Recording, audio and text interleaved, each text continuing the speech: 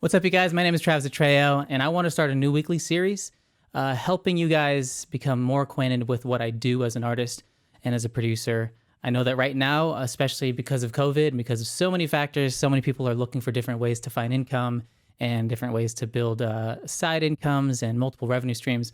And music for me has done that. And I want to provide you guys with as many tools as I can as possible to help not only make your recordings sound amazing, but also give you the right mindset on what it takes to be an artist, and also my viewpoints on what it is being an artist is in 2020 and moving forward. All right, lesson one. The first lesson I wanted to give you guys today for this week is why I still do covers. I know that many people, they still say covers are a waste of time because they don't want to become a cover artist. They're not that kind of artist that where their music and their artistic talents necessarily lend themselves to doing covers. I know that there's a lot of animosity for that. They don't want to become a YouTuber. So the first thing that it does for me is that it helps me practice. I get better at recording, editing, and mixing audio because of the amount of work it takes for me and my covers and the way that I do them. It helps me stay sharp with my skills. It pushes me to learn new things. It helps me to learn even how to be quicker when it comes to the recording process. One thing that I've always said to artists that I'm coaching is that I believe the next generation of artists are going to be producer artists.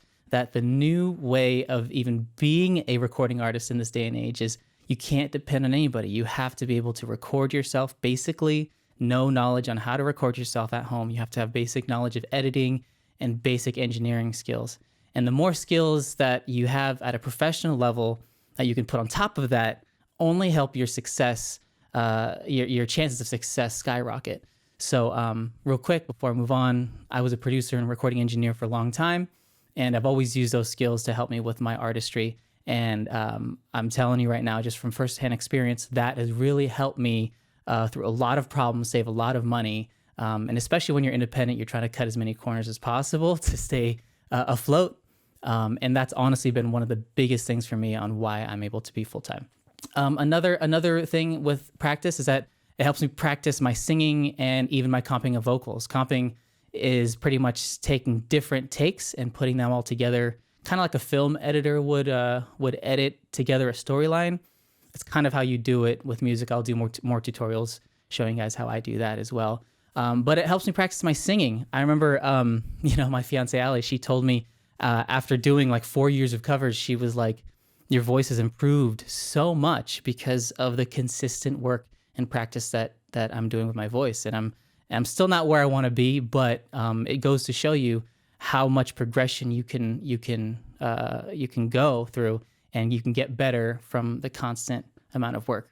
Also, if you've seen my covers before, I play piano and I sing, but I've gotten so much better just from consistently having a project to finish, regardless if it's where I want it to be from a quality standpoint, but a deadline has always pushed me to become better, learn my craft, especially when it comes to piano playing. All right, the second thing that it does for me, weekly covers for me, or I should just say weekly releases, is that it gives me a weekly project I have to finish, and then I have to release it. There's this fallacy that we as music lovers, we've always had in our heads that we want to write a hit. The whole point, let's write a hit. And I've personally done this so many times in my past and still struggle with it, that I put all this time and energy into trying to write the greatest song in the world, and you're never, ever going to be able to do that. It's a fake goal. It's something that we shouldn't be putting ourselves under. Now, we should give ourselves pressure, but we shouldn't be putting all of our time and effort into one piece of art. We should be putting our time and effort into as much pieces of art, if you will, so that we can grow a true portfolio, a true catalog of music. And that's how you truly are able to go full time. Don't get lost in this whole thing, I got to write a smash hit. Being an independent musician that I've learned, and being able to do this full time for the past 5-6 years, has been through multiple revenue streams. So it doesn't matter if one cover or one song goes viral. When you have plenty that do well, the numbers add up. And I'm telling you, the consistency adds up over time. Malcolm Gladwell wrote a book called Outliers, one of my favorite books ever. And in it, he explains one of the commonalities of successful people. And he says that they've practiced at least 10,000 hours. I was just listening to an audiobook today, and there's this guy named Jeff Goins, and he wrote this book called The Art of Work. And he talks about this 10,000 hours rule. You guys probably heard it in, Bieber songs and Macklemore songs, and many, many songs have written about 10,000 hours. But Jeff Goins, he explains in The Art of Work that 10,000 hours is not the prescription of success. It is a description of success, which I thought was brilliant. But it is not a prescription of success. It is the description, just one of the descriptions of success, because the main difference is not just practicing 10,000 hours. It is the quality of the practice that is so important.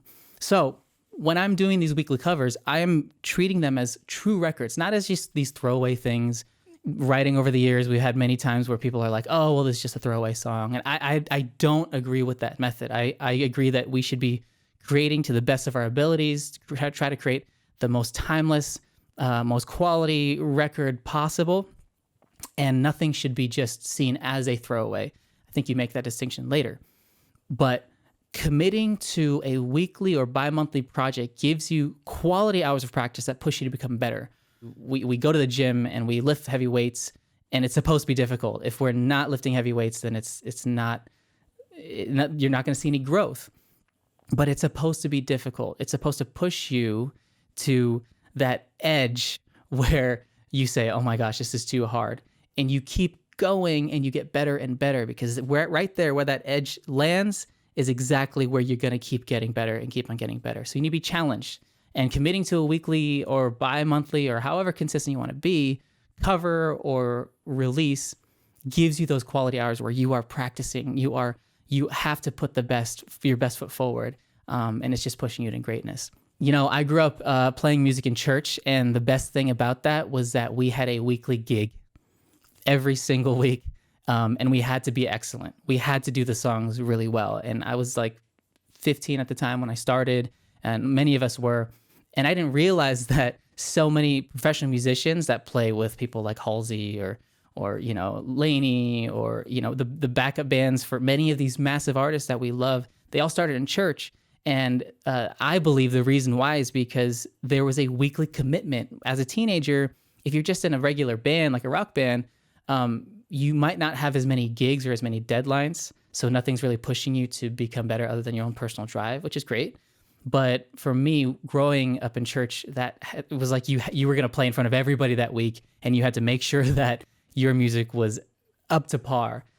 So again, that's the second point. The covers for me gives me a weekly project that I have to finish and release, and by doing that, it pushes me to become better, and it gets my skills even higher quality than what I had set out to be.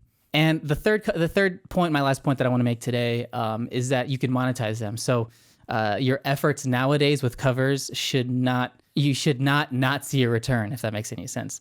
Many people, even myself, in the early years of YouTube, we were doing covers just as promotional value, because we had our own music, and we wanted to get them out there just to promote our name, create a brand, and then hopefully bring people back to our own original music. And that was just the cycle. And we couldn't get paid off of them. We could only get paid off of original music. But nowadays, places like, I got to shout them out, Sounddrop, they are not sponsoring this video, although they have sponsored other videos, but this is not a sponsorship by them. I truly believe them and love them. They're a small company out in Oregon, and they split your revenue with you. So you're able to upload your covers.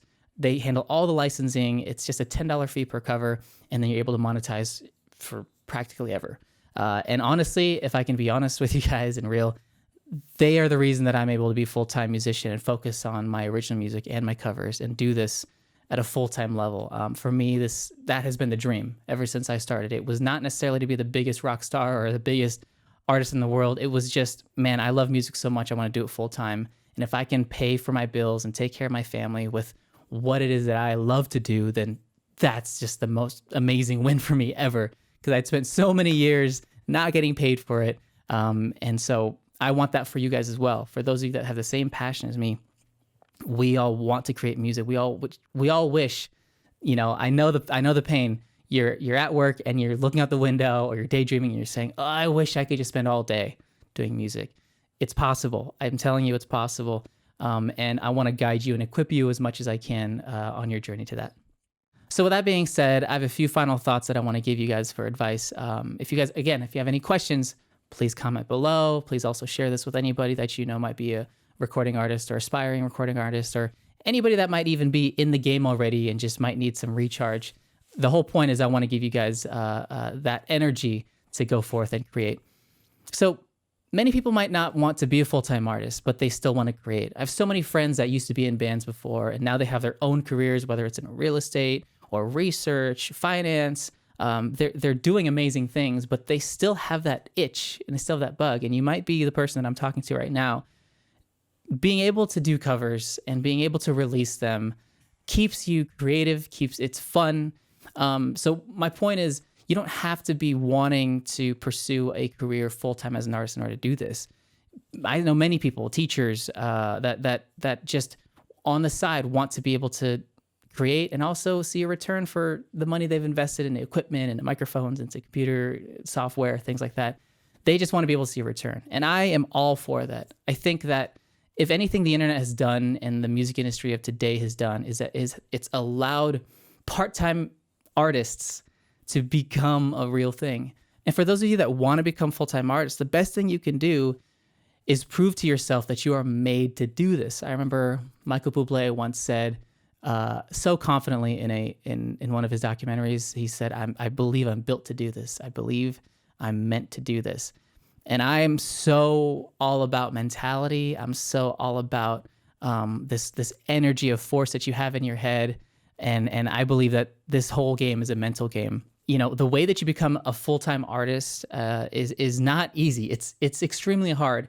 You know, it's easy to think that us artists just sit here and create all day and then we have the best time ever. And, you know, some days are like that. But when it comes to being a full-time artist, a touring artist, the demands, the physical demands, the mental demands, even the artistic demands on our souls are insane. I'm talking a new show every single place, a new city every single night. I'm talking 7 shows a week, plus even more. I heard once about Paramore, they were doing 9 shows a week. The toil is crazy. And what committing to a weekly cover series for you does is that it gets you ready for when the time comes.